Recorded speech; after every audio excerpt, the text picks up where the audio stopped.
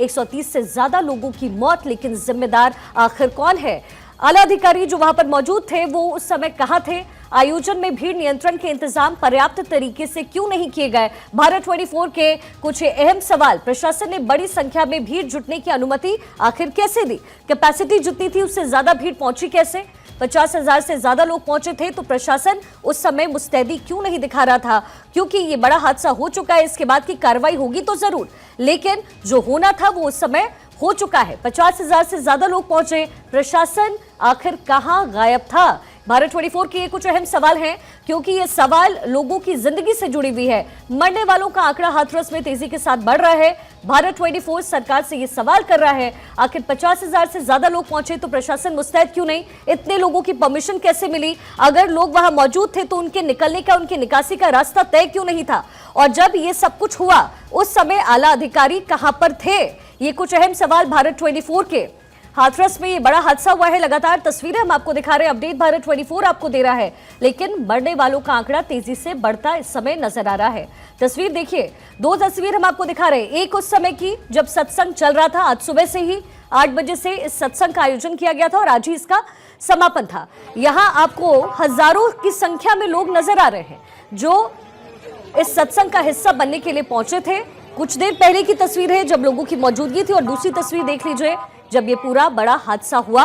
भगदड़ में कई लोगों की जान जा चुकी है। 134 लोगों का आंकड़ा अभी तक हमारे पास है और तेजी से ये आंकड़ा बढ़ रहा है। कई लोग इस समय अस्पताल में भर्ती हैं। योगी आदित्यनाथ ने लगातार इस पूरे मामले पर नजर बनाई हुई है। बाबा इस समय जरूर फरार है, जो कथावाचक हैं वो उस समय कहीं नजर नहीं आ रहे। पुलिस पूरी कार्रवाई कर रही है मुस्तैदी से।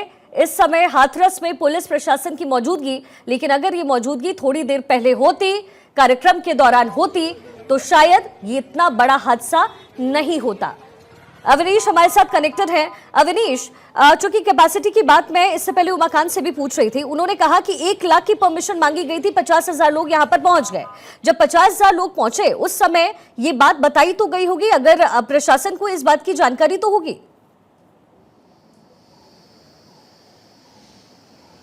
नहीं, देखिए बिल्कुल जानकारी होगी। हालांकि इस बात की पुष्टि अभी नहीं हो पा रही है कि कितने की अनुमति मांगी गई, किस हिसाब से इंतजाम किए गए, और जैसे जैसे जांच आगे बढ़ेगी ज़्यादा स्पष्ट हो पाएगी चीज़ें। लेकिन जो सत्संग करने वाले कथावाचक थे, भोले बाबा इनको कहा जाता है वहाँ पर, और नारायण सरकार इनका नाम है। ये अपने आप को पूर्व LIU या IB इंटेलिजेंस का ऑफिसर बताते थे। ये अपनी पत्नी के साथ सत्संग का ये पूरा कार्यक्रम करते थे। मानव मंगल मिलन सद्भावना समागम इसको कहा जाता था, और इसी कार्यक्रम के तहत ये पूरा सब कुछ हो रहा था। हालांकि घटना के बाद से इनका पता नहीं लग रहा है। इनकी तलाश की जा रही है। ये पास के ही कासगंज के पटियाली के रहने वाले हैं, जिनकी तलाश जो है वो इस वक्त अब की जा रही है। चूंकि इस मामले में मुख्यमंत्री के स्तर पर निर्देश दे दिया गया कि सख्त कार्रवाई की जाए, जो आयोजक है उनके खिलाफ कार्रवाई की जाए, जिन लोगों को इसकी जवाबदेही जिम्मेदारी थी, वहां की सुरक्षा व्यवस्था की जिम्मेदारी, वहां पर इंतजाम करने की जिम्मेदारी, उनके खिलाफ कार्रवाई की जाए। तो बहुत सख्त निर्देश है। FIR दर्ज होने जा रही है।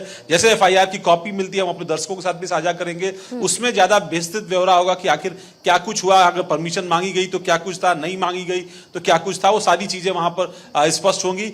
खुद मौके पर DGP और नए मुख्य सचिव मनोज कुमार सिंह, उनको भी भेजा गया है। लक्ष्मी नारायण जो मथुरा के आज से आते हैं, मंत्री हैं, उनको भेजा गया है। संदीप सिंह जो उन मंत्री हैं राज्य सरकार में, उनको वहां पर भेजा गया है। दोनों को लोकल काफी जानकारी है, लिहाजा उनके नेतृत्व में पूरा वहां पर राहत बचाव कार्य, जो वहां पर घायल हैं या जो प्रभावित हैं इस पूरे मामले से।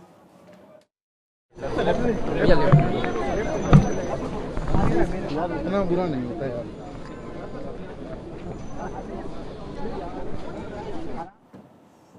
संसद के बाहर की भी तस्वीर हम आपको दिखा रहे हैं, लेकिन बहरहाल आप हाथरस से जुड़ी हुई जानकारी आपको दे देते हैं। सत्संग से बाहर निकासी का इंतजाम क्यों नहीं हुआ, ये बड़ी जानकारी आपको दे रहे हैं। हाथरस भगदड़ पर ये बड़ी खबर हम आपको दे रहे हैं। LIU ने पहले ही जताई थी हादसे की आशंका, ये बड़ी जानकारी मिल रही है। LIU की चेतावनी के बाद भी कोई एक्शन नहीं लिया गया।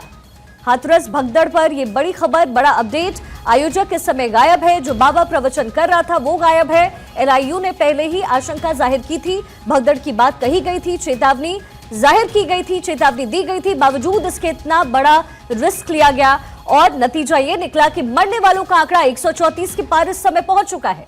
एलआईयू की चेतावनी के बावजूद वहां कोई एक्शन नहीं लिया गया। बड़ा सवाल है, आखिर इन मौतों का जिम्मेदार कौन है? एलआईयू ने पहले ही हादसे की आशंका भी जाहिर की थी। ये बड़ा अपडेट इस समय मिल रहा है हाथरस भगदड़ पर, ये बड़ी खबर, बड़ा अपडेट। एलआईयू की तरफ से पहले ही इसकी आशंका जाहिर की गई थी। कहा गया था कि भगदड़ हो सकती है क्योंकि कैपेसिटी से ज्यादा यहां लोगों की मौजूदगी थी। अविनीश लगातार हमारे साथ कनेक्टेड है। इसी बीच एक बड़ी खबर, अविनीश मैं आपके पास आऊंगी, लेकिन उससे पहले ये बड़ी जानकारी दे दें। हादसे से जुड़ी हुई ये बड़ी खबर, बड़ा अपडेट हम आपको दे रहे हैं। मेडिकल कॉलेज में लाशों को देख करके एक सिपाही को अटैक आ गया है।